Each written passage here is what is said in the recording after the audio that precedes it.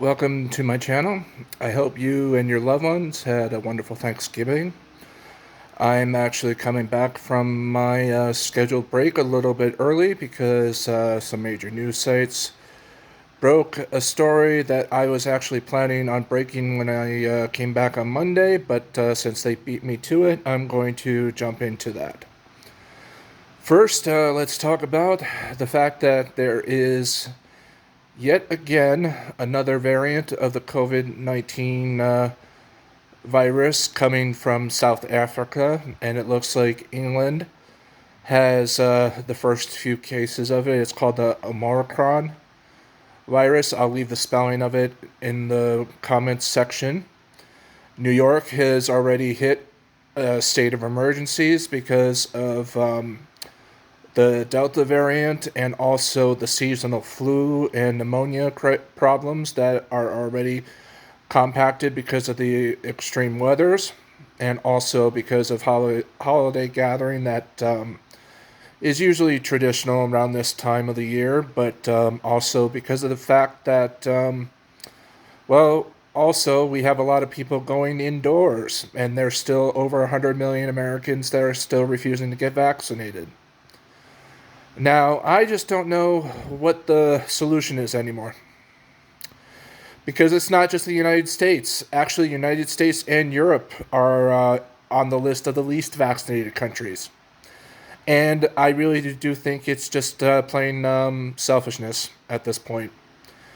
Yes, people will argue it's a personal freedom choice, but we've now had these vaccines for almost 9 months now, and we are barely at 59% vaccinated rate. We are nowhere near herd immunity numbers. Herd immunity is 70%. We are averaging maybe 1% per week, maybe two, you know, with maybe 1 million new vaccinated cases per week.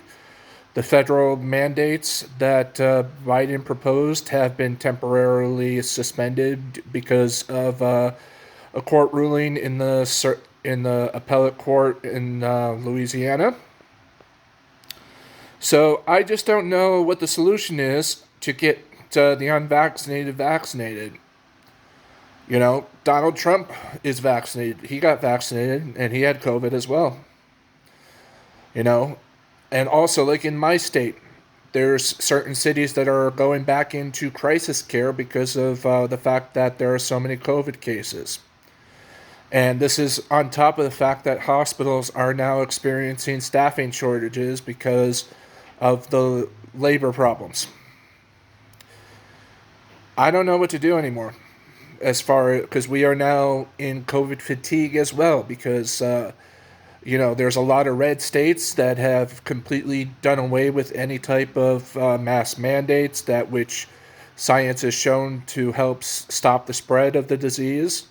Even though democratic cities have implemented mass mandates, but people still refuse to follow them because there's not that much legal enforcement to back them. So your guess is as good as mine. But let's get about now. This is the other part I want to get into. The United States, a prominent European think tank has listed the United States as in a backsliding democracy for the first time ever.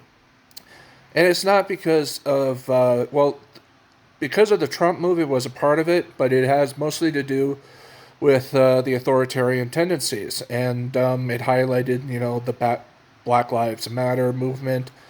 And also, it did highlight the matters of, the rich have more influence over certain politicians, which nobody can deny in the United States anymore. Let's be honest. You just can't deny that anymore. But the authoritarian part really needs to alarm everyone who will listen. There are voter protections in the Senate, but there are two Democratic senators that will never agree to filibuster reform. And I'm kind of hoping that maybe this backsliding democracy report will kind of, put pressure on them, but no, I haven't heard anything.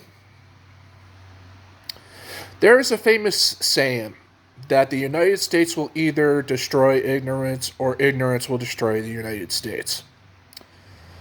With our COVID problems, and now getting closer and closer to authoritarianism, what do you think is actually happening? Ignorance is winning. And also, I'm sure you've seen on how Tucker Carlson is planning to rewrite the history of the January 6th riots at Capitol Hill. Even though those were Trump supporters, he's planning to basically present it as a false flag operation. How fun for Tucker Carlson. So, I've tried to present this channel as nonpartisan and independent as much as I can. But when you have one side that